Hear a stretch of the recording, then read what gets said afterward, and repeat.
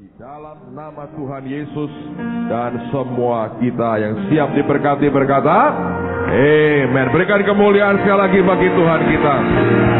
Amin. Silakan duduk saudara. Mari kita buka firman Tuhan pada sore hari ini.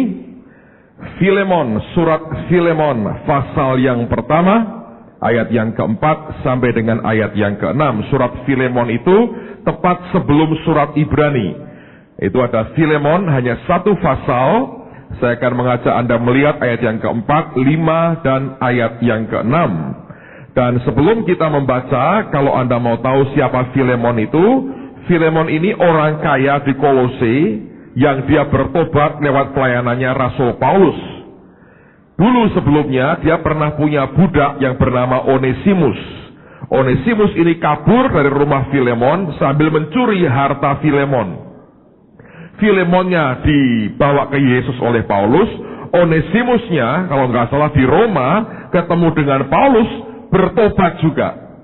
Lalu Paulus berkata, Onesimus, katanya kamu mesti balik kepada tuanmu, dan aku akan berikan surat pengantar. Jadi Paulus minta kepada Onesimus kembali ke Filemon, dan dia minta kepada Filemon terima dia bukan sebagai budak lagi, tapi sebagai saudara. Dan Filemon ini ternyata dikenal sebagai orang yang generous, orang yang murah hati. Dia banyak membantu pekerjaan Tuhan, sehingga Alkitab mengatakan kasihnya kepada orang lain, kepada tubuh Tuhan luar biasa, dan imannya juga luar biasa. Nah sekarang, apa yang menjadi rahasia sehingga orang yang bernama Filemon ini punya tempat yang khusus dalam hati Paulus? Lihat ayat yang keempat, lima, dan khususnya ayat yang keenam. Firman berkata, aku mengucap syukur kepada Allahku setiap kali aku mengingat engkau dalam doaku. Jadi kalau ada orang yang Anda ingat, setiap kali Anda berdoa, ingat dia itu, Anda keluar ucapan syukur, itu luar biasa. Kebanyakan ada orang-orang yang diingat dalam doa, ketika orang lain berdoa, ingat orang lain itu, terus kemudian langsung aku minta supaya Tuhan memulihkan hatiku. Oleh karena itu orang nyengit sekali sehingga sering melukai hati orang lain.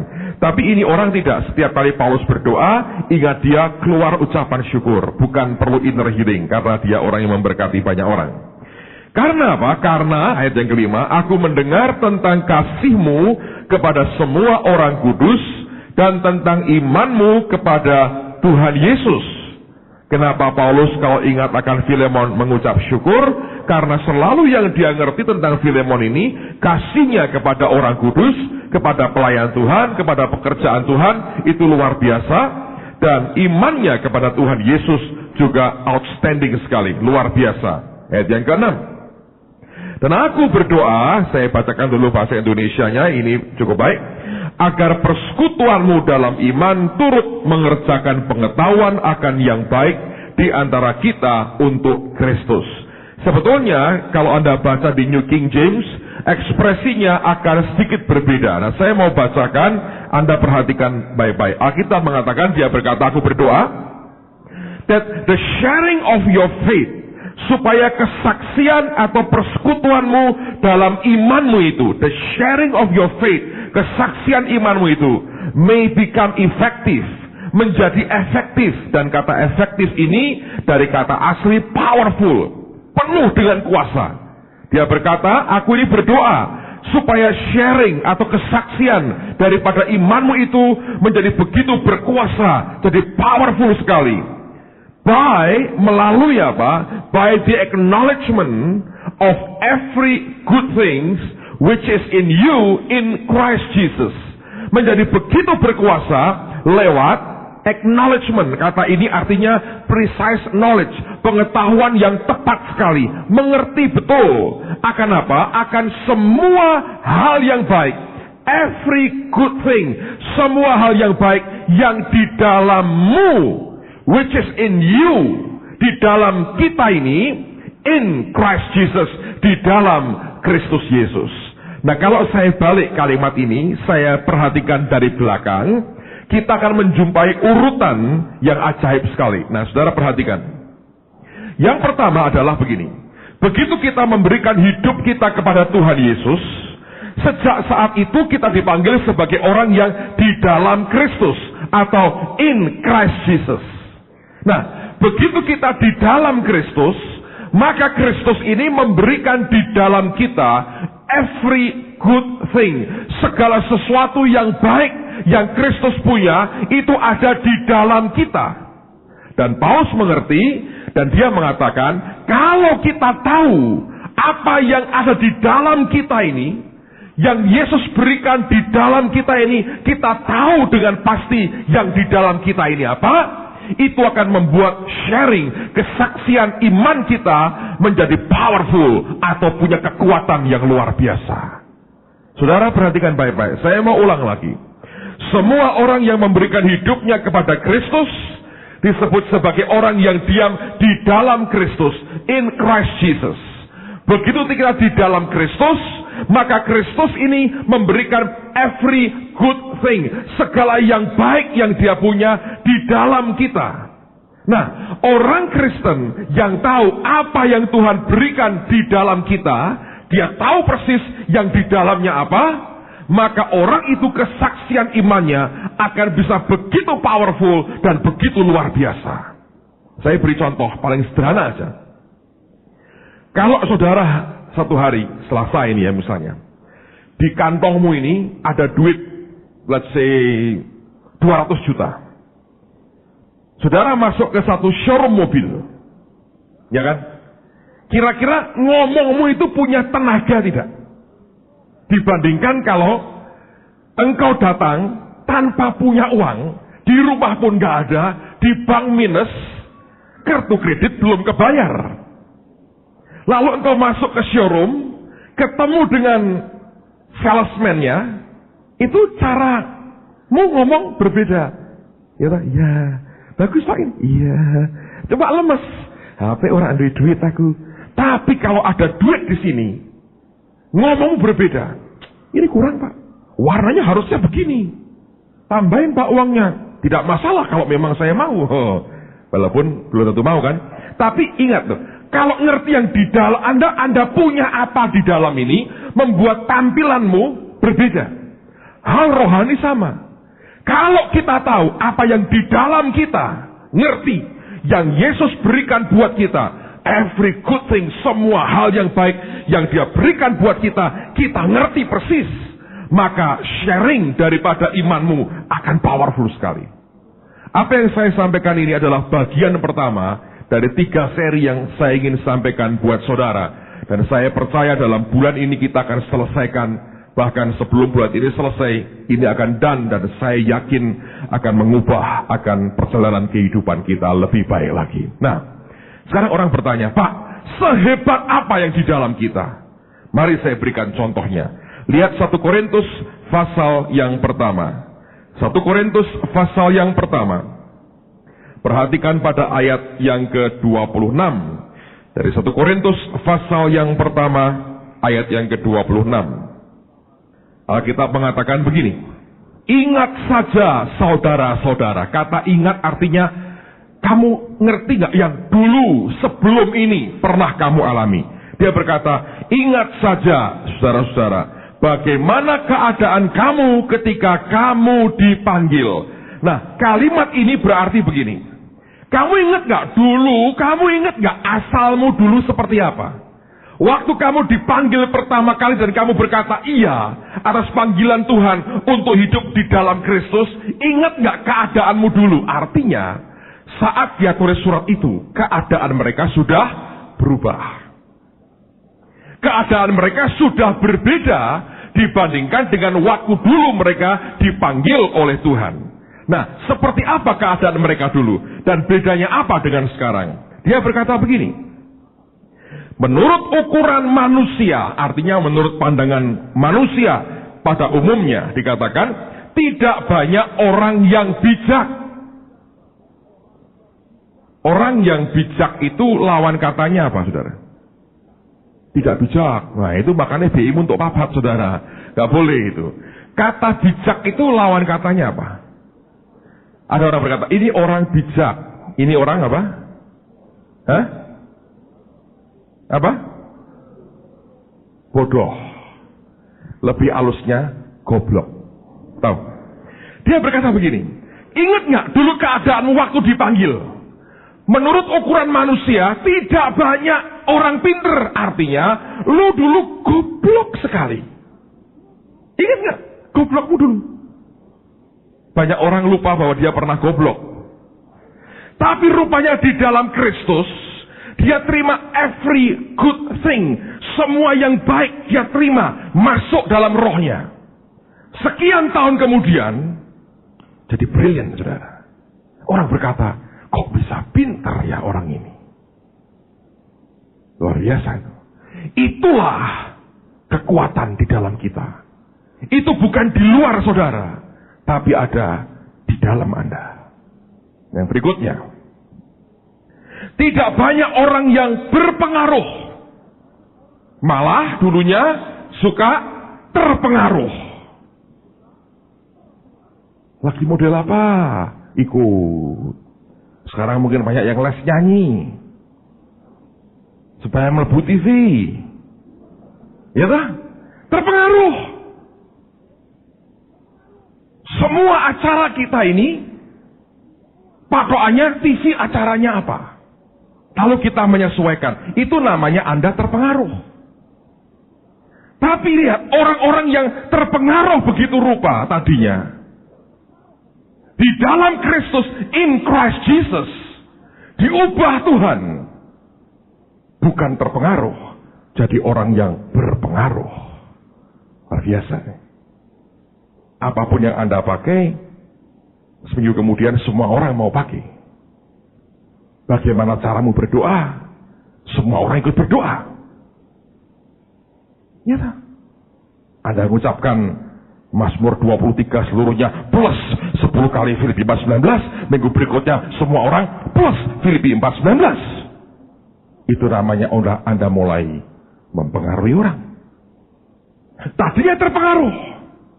In Christ Jesus, dia berpengaruh. Dikatakan berikutnya, tidak banyak orang yang terpandang, malah suka memandang terus. Ya kan? Memandang ini, memandang itu. Oh, hebat ya dia, ya hebat ya itu. Tapi in Christ Jesus, tiba-tiba engkau terpandang. Orang berkata, wih, luar biasa orang ini. Ada yang beda ya. Pasti bukan karena sabun dan shampoo-nya, tapi ada sesuatu di dalam yang orang tidak pernah bisa tahu. Ternyata itu Kristus sendiri. Itu kekuatan yang luar biasa. Hidup kita itu panggilannya, saudara. Itu yang Tuhan bisa buat dalam kehidupan kita. Itu yang sebetulnya ingin Tuhan nyatakan dalam kehidupan kita. In Christ Jesus. Maka semua hal yang baik, dia masukkan di dalam kita. Dan kalau Anda mengerti yang di dalammu apa, itu mengubah hidup kita luar biasa. Nah, saya mau tunjukkan satu contoh pada sore hari ini. Minggu lalu, Selasa Rabu, kita ada kesempatan dengan gereja-gereja lain melayani KKR Kesembuhan Ilahi di Temanggung. Saya ingin tunjukkan akan klip daripada rekaman peristiwa 2 hari itu. Saya tidak sentuh satu orang pun. Kami hanya berdoa sama-sama. Tapi di dalam nama Tuhan Yesus. Powerful. Kalau engkau tahu yang di dalammu itu apa, dan boom bisa keluar kesaksian imanmu, jadi powerful. Tidak semua kami akan tunjukkan karena waktu, tapi dirangkum oleh teman-teman TV kita ini selama 9 menit saja. Tapi saya percaya akan mengubah dan memberkati kita. Anda akan lihat di dalam Kristus, hidup dan nasib orang bisa berubah dalam sekejap. Luar biasa. Anda akan lihat, bagus ini. Ada seorang bapak stroke selama 6 bulan. Tidak bisa jalan. Seret papa sama temannya. Dibawa, duduk di depan alasnya koran, saudara. Dan ketika udah mulai doa, dia mulai diajari melangkah. Dibantu, diangkat, berdiri. Tiba-tiba dia jalan. Dan saking senang yang jalan, suruh ke sini malah ke sini, saudara. Pokoknya ini orang seperti panik sekali karena dia pikir, aku jalan. Kami tidak tahu bahwa bapak ini pakai gigi palsu. Saya beritahu saudara, kuasa Yesus itu luar biasa. Gigi palsu pun tidak tahan. Setelah jalan begini, nanti akan lihat. Saudara Hengki menginterview, siapa yang menyembuhkan Bapak? Dia bilang, Tuhan. Ketika dia mau bilang Yesus, saudara, giginya lepas. Cepet. Bingung dia cari. Kalau dia tahan sebentar lagi dan doa lagi, mungkin keluar gigi susunya, saudara. Seperti bayi lagi.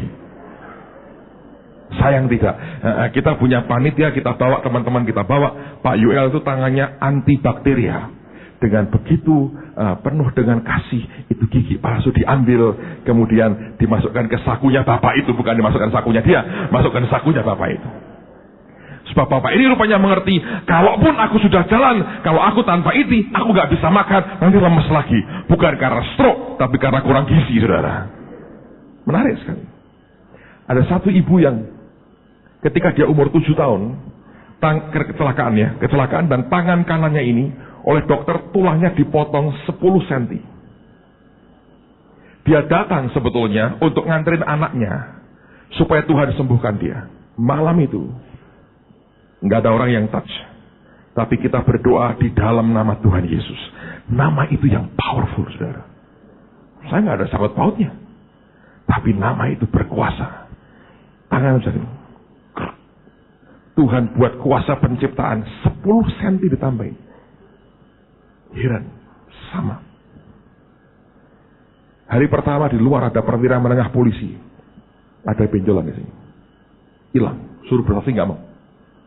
Mungkin karirnya takut terganggu, saudara. Padahal kalau dia bersaksi jadi jenderal ya. Sayang dia tidak tahu kan. Bahwa in Christ Jesus every good thing diberikan. Ada satu ibu saya dengar kesaksian dari satu orang, saya lupa siapa.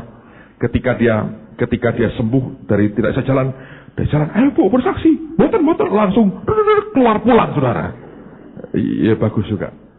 Memang tadi pagi saya nggak sempat cerita, tapi memang ada peperangan rohani.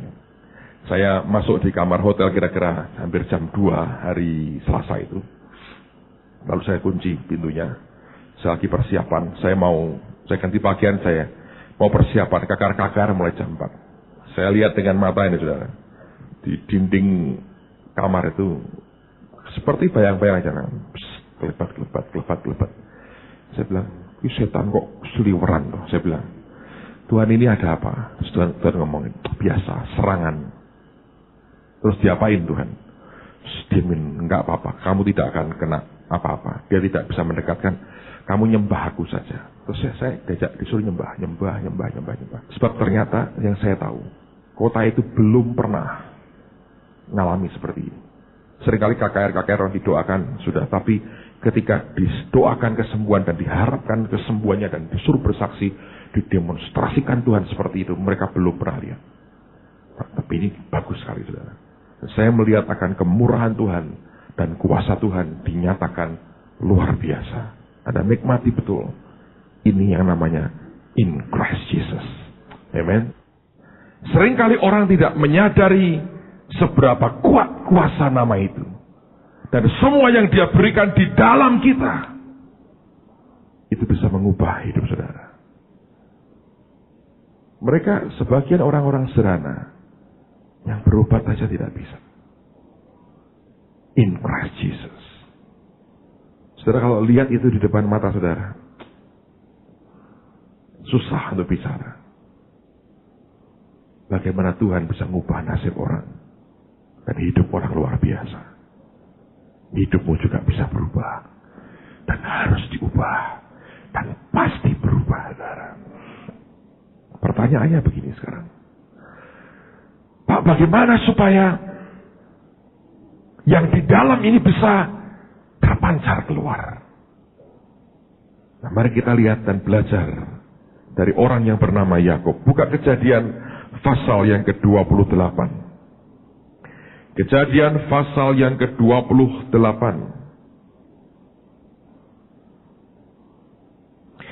Saya akan ajak Anda membaca dari ayat yang ke-10 sampai dengan ayat yang ke-17. Dan ini dasar pertama yang harus kita punya. Kejadian 28 ayat 10 sampai dengan ayat yang ke-17. Judulnya Mimpi Yakub di Betel. Maka Yakub berangkat dari Beersheba dan pergi ke Haran.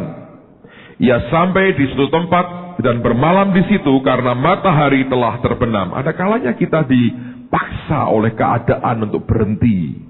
Kita harus bermalam oleh karena matahari terbenam. Tidak ada lagi yang kita bisa buat karena keadaan memaksa Yakub berhenti. Tapi ini yang kemudian terjadi. Ia mengambil sebuah batu yang terletak di tempat itu dan dipakainya sebagai alas kepala, lalu membaringkan dirinya di tempat itu.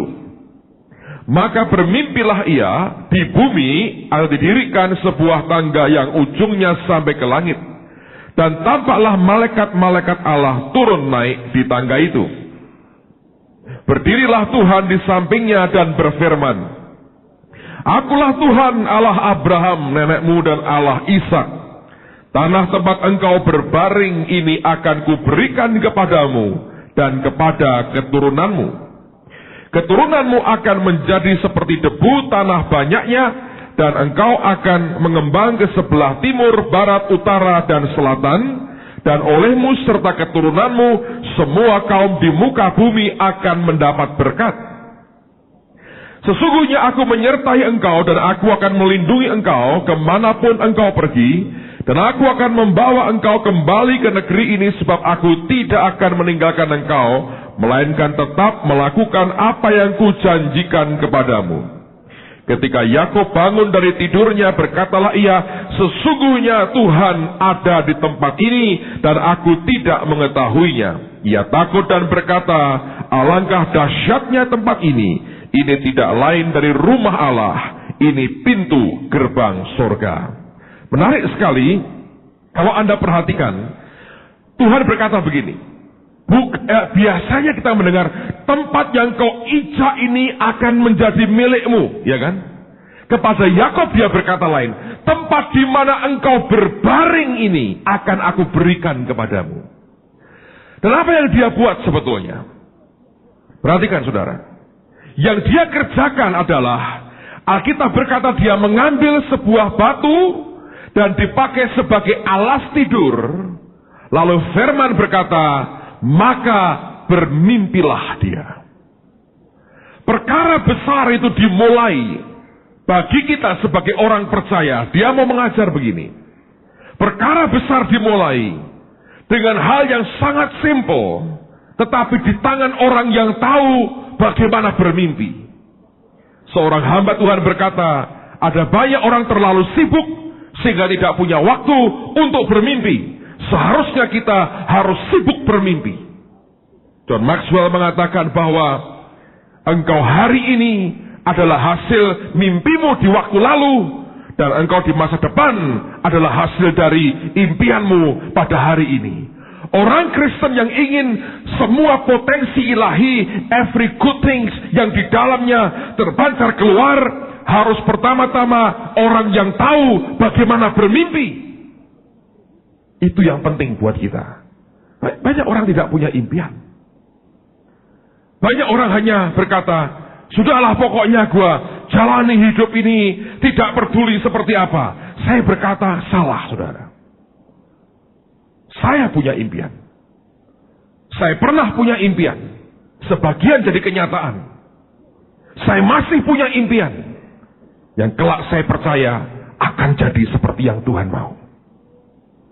Saya masih ingat ketika saya baru lahir, baru beberapa bulan. Saya masih belasan tahun, saya masih SMA. Kelas 1 naik ke kelas 2. Tidak punya uang cukup. Tapi saya suka baca buku rohani. Dulu saya suka pergi ke toko buku Betania, bukan yang sekarang tempatnya, yang di tempat lama.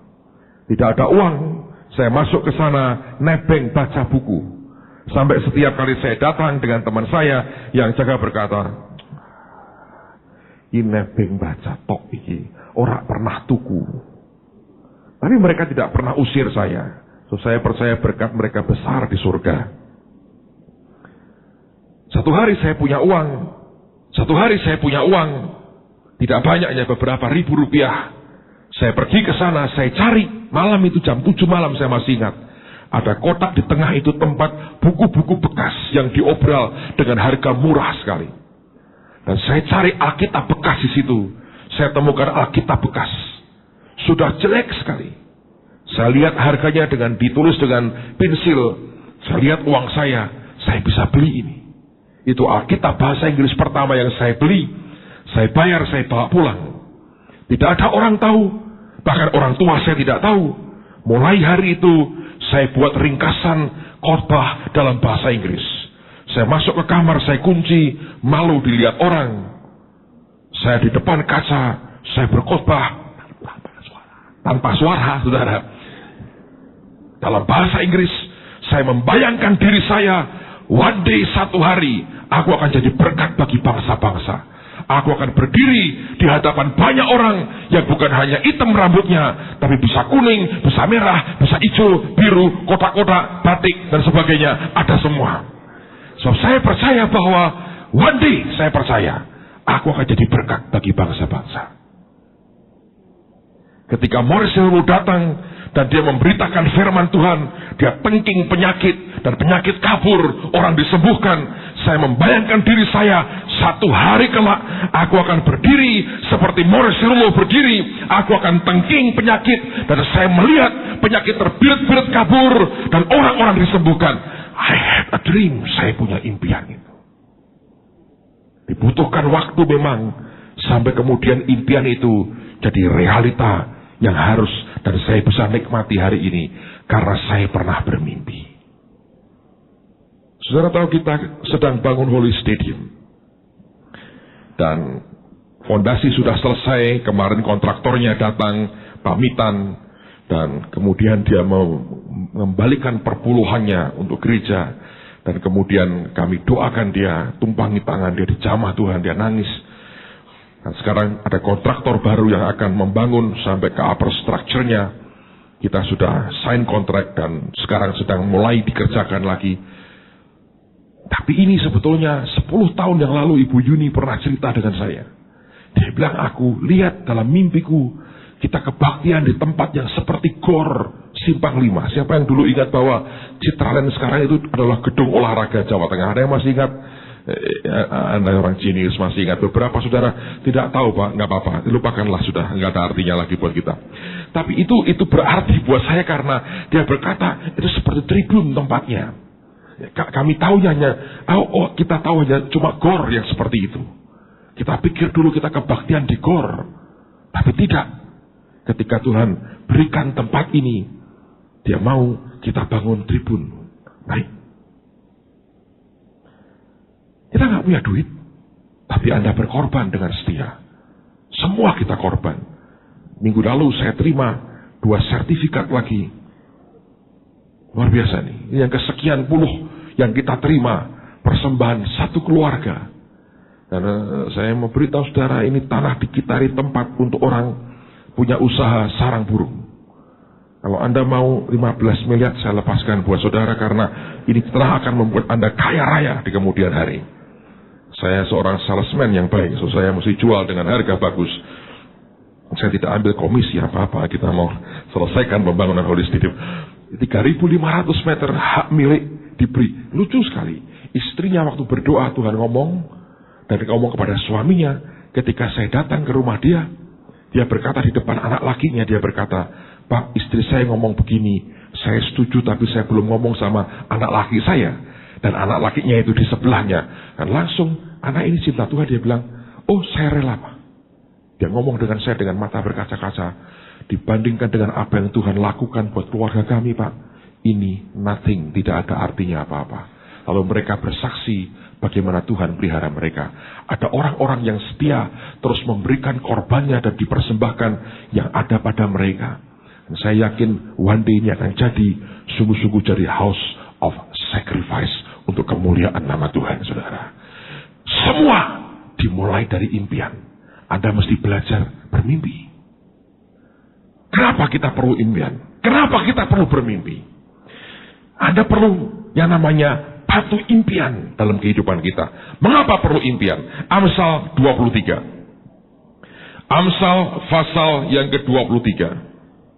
Perhatikan pada ayat yang ke-7. Amsal pasal 23 ayat yang ke-7. Saya bacakan kalimat pertama. Firman berkata, sebab seperti orang yang membuat perhitungan dalam dirinya sendiri, demikianlah ia. Bahasa Inggrisnya berkata, for as he thinks in his heart, so is he. Sebagaimana dia pikir akan dirinya dalam hatinya, dia pikir siapa dirinya, maka demikianlah jadinya. Kalau engkau membayangkan dirimu, memimpikan dirimu sebagai orang yang gagal, maka engkau akan gagal. Kalau engkau membayangkan, memimpikan dirimu orang yang berhasil, engkau akan berhasil. Karena itu, jangan hanya bermimpi, jadi orang jual togel, saudara. Tidak ada kemuliaannya di situ. Alkitab yang mengatakan, yang engkau pikirkan tentang dirimu, engkau mikir Anda itu siapa, akan jadi seperti itu. Jadi pinter-pinterlah bermimpi. Nah, seperti apa Pak impian saya harusnya? Impian yang di dalam Kristus Yesus. Yang seperti apa Pak itu? Lihat Filipi pasal yang keempat. Ini yang harus Anda dan saya kerjakan. Bukan 19, saudara. Tenang aja. Yang 19 10 kali itu plusnya. Ini ayat yang ke-6, 7, dan 8 dari Filipi pasal yang keempat. Filipi pasal yang keempat, ayat 6, 7, dan ayat yang ke-8. Firman berkata, janganlah hendaknya kamu khawatir tentang apapun juga, tetapi nyatakanlah dalam segala hal keinginanmu kepada Allah dalam doa dan permohonan dengan ucapan syukur. Ayat 7. Damai sejahtera Allah yang melampaui segala akal akan memelihara hati dan pikiranmu dalam Kristus Yesus. Kalau Anda mau pikiranmu terpelihara, hatimu terpelihara, hiduplah dalam damai dan dalam anugerahnya. Ayat yang ke-8, dia berkata begini, jadi akhirnya inilah poin tertingginya, saudara-saudara. Semua yang benar, semua yang mulia, semua yang adil, semua yang suci, semua yang manis, semua yang sedap didengar, semua yang disebut kebajikan dan patut dipuji. Dia berkata apa? Pikirkanlah semuanya itu.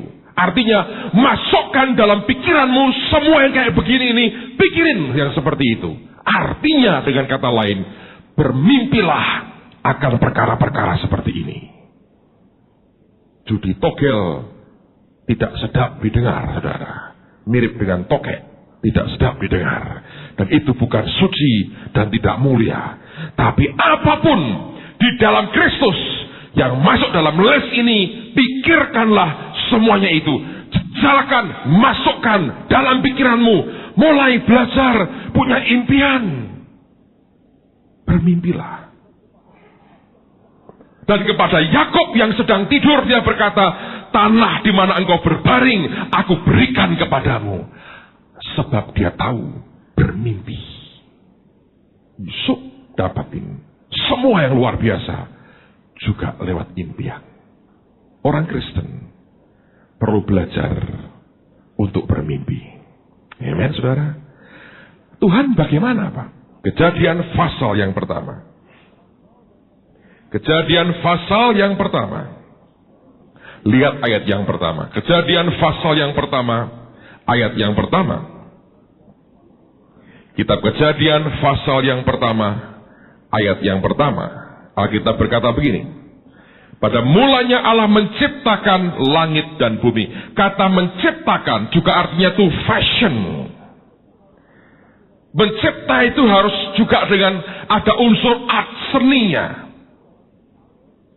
Kalau Anda seorang desainer, tidak mungkin seorang desainer beli kain, ambil gunting, langsung potong. Lu mau buat apa? Ya ntar jadinya apa? Mari kita lihat. Nggak ada toh? Dia harus gambar dulu apa yang akan dia buat.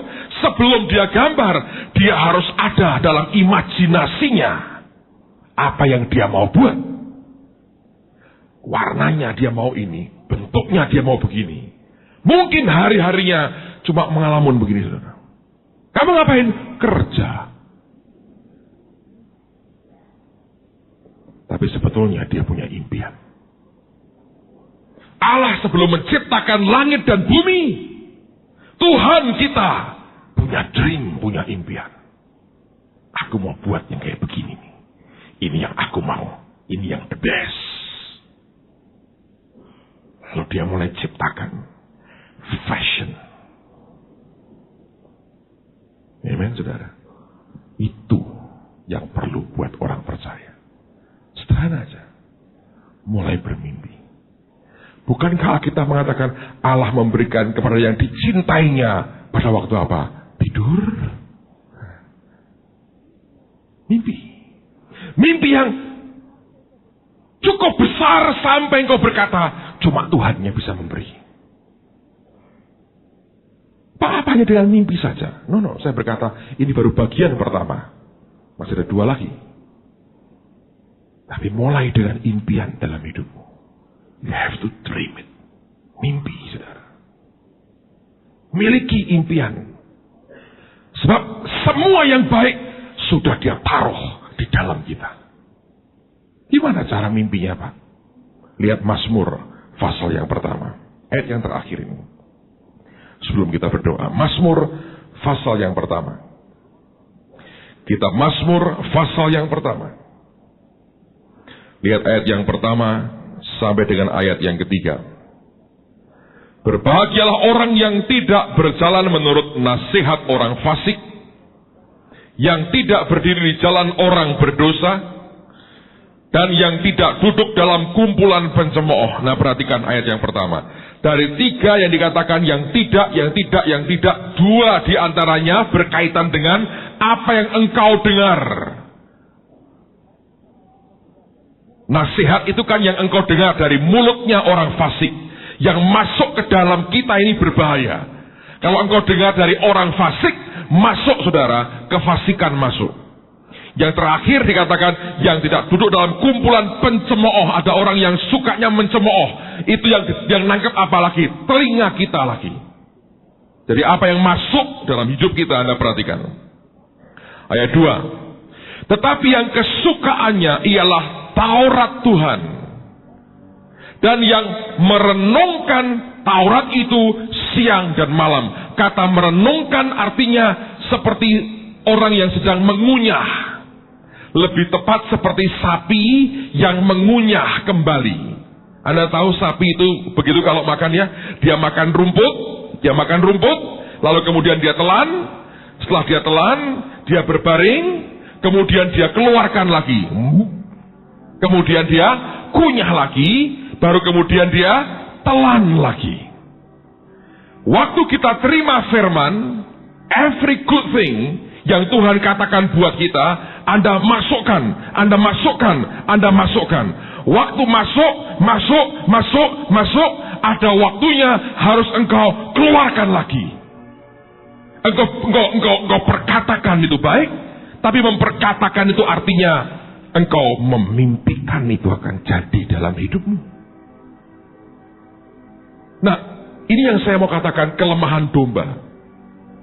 Karena Alkitab ini seringkali menggambarkan diri kita seperti domba. Kalau Anda ke Israel, saudara akan tahu persis yang saya katakan ini. Kalau Anda ke bukit tempat biasa para gembala itu sedang menggembalakan dombanya, engkau akan lihat seperti ada garis-garis gitu ya. Seperti dibuat oleh orang, seperti diberi garis, di mana itu ada bekas yang begitu kuat. Sepertinya Anda lihat ada mesin yang mungkin pernah melewatinya sehingga membuat akan bekas di bukit itu. Sebetulnya itu bukan mesin, itu bekas domba.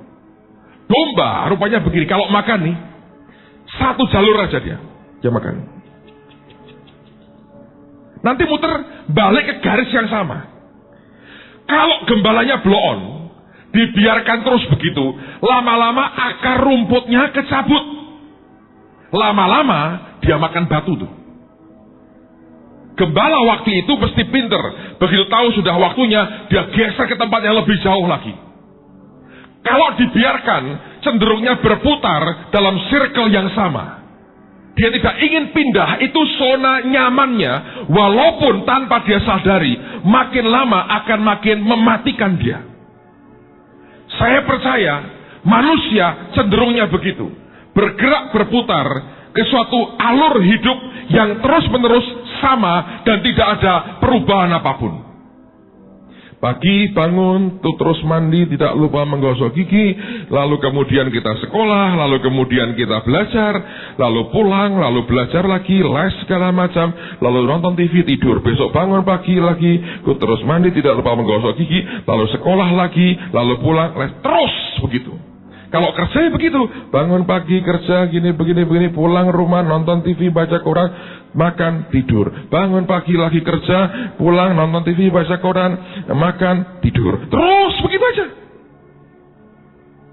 Sebegitu rutinnya, tanpa Anda sadari, engkau sedang membawa dirimu dalam kematian.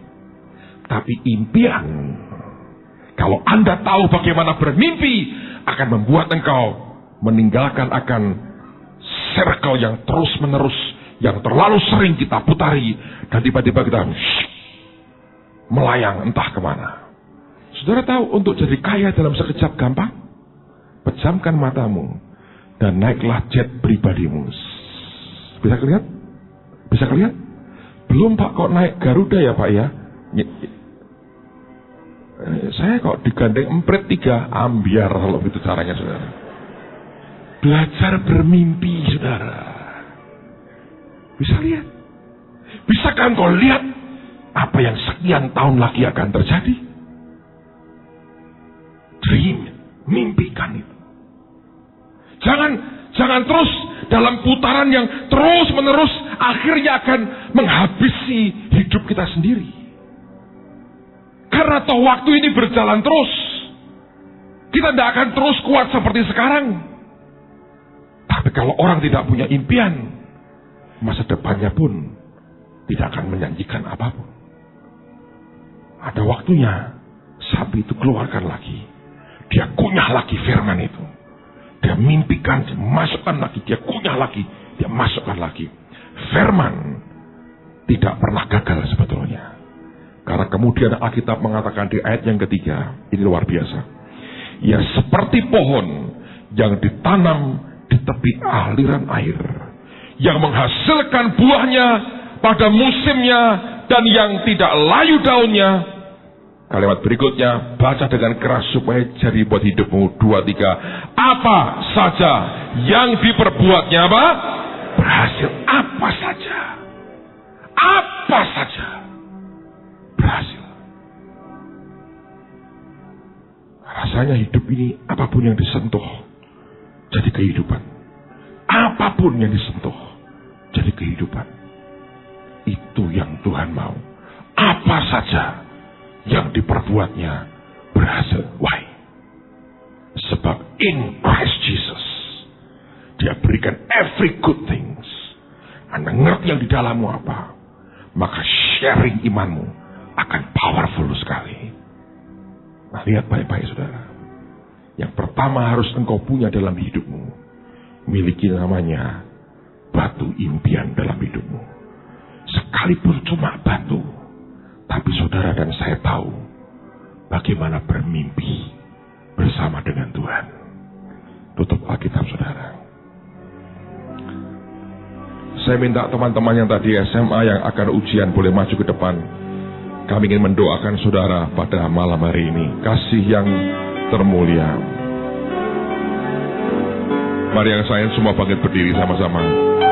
Sekali lagi tadi yang Anda SMA yang akan ujian dalam bulan ini, ujian akhir kelas 3 SMA, cepat maju ke depan. Kami mau doakan saudara sekarang. Mari cepat bergerak aja, yang putri sebelah kiri saya, yang pria sebelah kanan saya.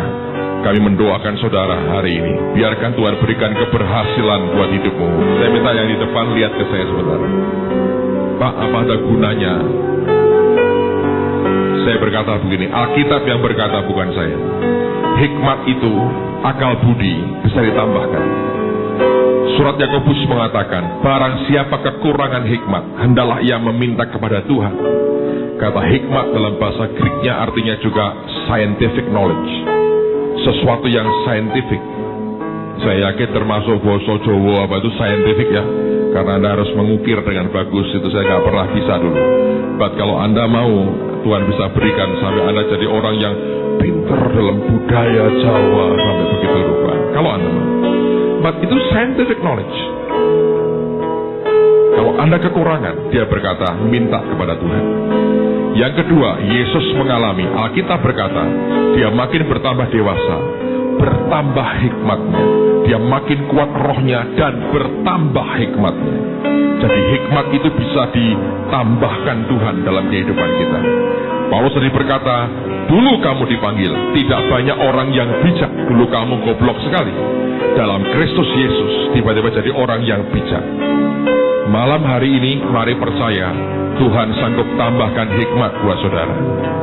Ucapkan perkataan yang dialami Yesus, bahwa aku akan makin bertambah dewasa. Bukan tanda hanya jerawatnya yang keluar, saudara. Bukan, itu tanda yang tidak kita sukai ya. Tapi aku mau tambah dewasa, makin kuat rohku, bertambah hikmatku, dikasih Allah dan manusia. Kalau engkau ucapkan, keluar dari hatimu, maka itu akan terjadi dalam hidup saudara. Amen. Kita akan berdoa, minta anugerah Tuhan diberikan. Saya ingat Thomas Alva Edison yang menciptakan bola lampu itu. Perhatikan baik-baik, di ujian keluarin nanti, menurut saya. Bola lampu, Thomas Alva Edison. Waktu dia SD, gurunya suruh dia pulang dan diberi kertas kecil untuk orang tuanya. Disuruh pulang karena apa? Terlalu bodoh untuk bisa mengikuti sekolah. Bayangin, sekarang mereka sudah mati semua, ketemu di surga. Pasti gurunya berkata, Thomas, yang goblok saya ya, katanya. Sebab ini orang jenius. Amen, saudara. Ada banyak orang yang hari ini di sekolah dikatakan bodoh, sebetulnya Anda jenius. Sebegitu jeniusnya, sehingga kurikulum PDNK tidak sanggup masuk dalam hidupmu, karena engkau jenius sekali. Itu yang terjadi. Tidak ada orang goblok, saya percaya. Yang ada orang yang jenius, dan materi kurikulum kita tidak memadai. Kalau Anda dikirim ke Jepang, baru cocok mungkin, saudara. Dan langsung Perdana Menteri berkata, the next Prime Minister, orang Indonesia, karena jeniusnya luar biasa. Mari percaya bahwa Tuhan sanggup memberikan perkara yang besar buat kita. Why not? Apa saja yang diperbuatnya berhasil. Dan malam ini minta keberhasilan Tuhan turun dalam kehidupan Anda, supaya lewat hidupmu nama Yesus dipermuliakan. Amen. Mari semua angkat tangan, teman-teman boleh tumpangan tangan, doakan mereka. Saya mau ucapkan perkataan firman ini, Anda terima dengan iman. Tuhan, dalam nama Yesus, tambahi hikmat seperti yang dialami oleh Yesus.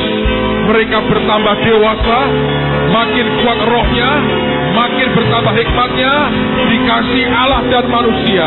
Di dalam nama Tuhan Yesus, biarkan anugerah ini turun dalam hidup mereka.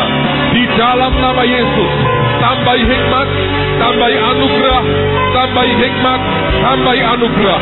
Demi nama Tuhan Yesus. Shata karama, shata karala mata karamata karama. Orosete kira mata karala mata kasete kara. Ya Tuhan, ya Tuhan, ya Tuhan, ya Tuhan, ya Tuhan, ya Tuhan, ya Tuhan, ya Tuhan. Tidak ada orang gagal di tengah-tengah kami. Semua kegagalan kami patahkan dalam nama Yesus. Beri keberhasilan buat mereka. Beri hari depan yang luar biasa buat anak-anakmu. Beri hari depan yang terbaik bagi mereka. Tidak ada orang gagal di tengah-tengah kami. Semua diberkati Tuhan. Semua dibuat berhasil. Karena kemuliaan-Mu dinyatakan. Shete karama shanda karama takarama. Shita karama soto karama takara. Terima kasih Tuhan. Terima kasih, terima kasih, terima kasih. Karya terbesar. Bukan main, jemaat-jemaat di sini sampai di atas penuh sekali. Kemudian juga banyak anak-anak di sini. Ya, di saat-saat atau di kala kesibukan saya tetap masih bisa mengunjungi teman-teman di Semarang ini. Saya ini orang yang kayak bunglon. Saya sering bermain di sinetron-sinetron, saya jadi Pak Haji. Jadi kalau kadang-kadang saya kebetulan gereja saya di Jakarta itu di GKI Pondok Indah. Kalau saya masuk gereja semua orang gini. Saya nyanyi lagu rohani, saya berasa kan orang kalau kita duduk satu jajar gitu, kalau nyanyi lagu rohani mereka gini. Nanti kalau begitu saya nengok kepalanya gini semua. Jadi kadang-kadang memang membingungkan ya, orang suka bilang katanya ini sebenarnya Muslim apa Kristen sih, gitu. Pernah saya ditanya juga oleh jemaat di Kelapa Gading, di apa namanya, di daerah Senin itu saya lupa namanya. Bapak ini kenapa masih suka mengucapkan alhamdulillah, mengucapkan assalamualaikum dan fasih lagi katanya. Saya bilang saya mengucapkan itu sebagai bagian dari acting, dari pelajaran acting saya. Saya pernah berperan juga sebagai Buddha, sebagai Buddhis, sebagai penganut Konghucu, dan itu memang kalau saya bisa mengucapkan dengan baik, itu berarti saya memerankan dengan dengan betul gitu. Kan itu juga kita atau saya juga tidak harus kasih tahu sama orang bahwa mereka bilang, iya tapi saya protes gitu, Bapak masih melakukan itu. Saya bilang, apa saya mesti pakai salib segede kalung salib atau apa yang besar, atau pakai lampu barangkali bisa nyala-nyala gitu supaya orang tahu bahwa saya Kristen. Kan cuma saya yang tahu bahwa saya meletakkan Yesus di dalam hati saya. Amin. Jadi buat saya Tuhan Yesus itu selalu menjadi penunjuk jalan, dan saya tidak pernah malu kalau di tempat-tempat lokasi syuting dan lain, selalu orang dengan waktunya sholat, mereka sholat. Waktu saya makan, saya berdoa sebelum makan. Dan akhirnya di antara teman-teman kami syuting itu cuma saya sendiri yang Kristen ya. Mereka tuh juga respect sama saya. Mereka lagi mau kita makan siang nih, di lokasi. Begitu saya berdoa, mereka semua diam.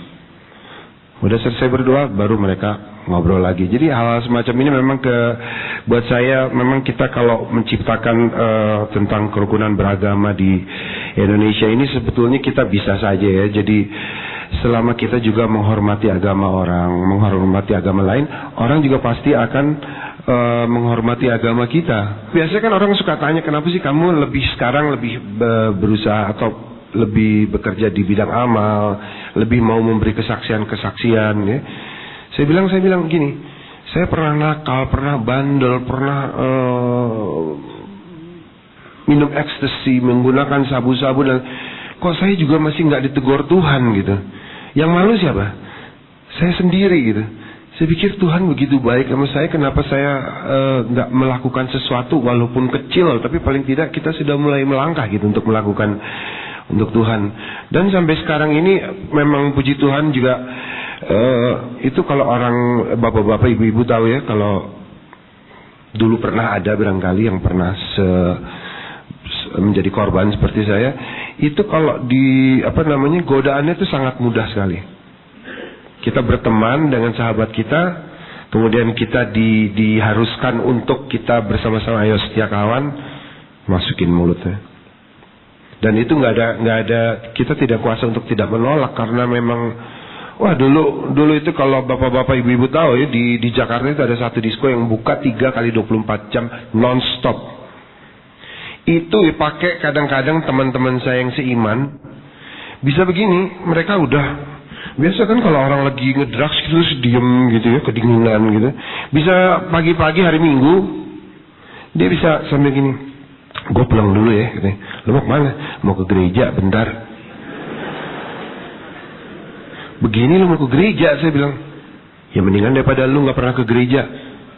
Kayaknya gue udah dosa sekalian ya kalau kita dalam keadaan kemudian ke gereja. Dan bener, jam 9 dia balik lagi. Ya tetap lagi makan lagi, terus dia gini, gue udah ke gereja, gue enak tadi. Saya sendiri bingung gitu, orang bisa dengan meminum ekstasi atau menggunakan sabu-sabu kemudian ke gereja pula lagi. Mungkin saya rasa dia yang tepuknya paling kenceng gitu, paling semangat gitu ya, karena dia ada zat-zat adiktif di dalam tubuhnya gitu ya. Tapi paling tidak saya mau memberitahu pada bapak-bapak dan ibu-ibu bahwa kalau kita berharap dan kita tidak pernah putus berharap pada Tuhan Yesus pasti akan melindungi kita. Amin. Oke, barangkali cukup sekian. Saya harus mohon maaf sekali bahwa saya harus melakukan tugas saya sebagai juri untuk Indonesian Model di Candi Baru. Tapi saya sangat mengharapkan bahwa begitu banyak jemaat yang datang di sini kemarin, sekarang pagi ini, saya hanya coba berdoa pada Tuhan Yesus, biarlah Tuhan Yesus memberkati Anda semua. Amin. Terima kasih. Mari kita pakai berdiri.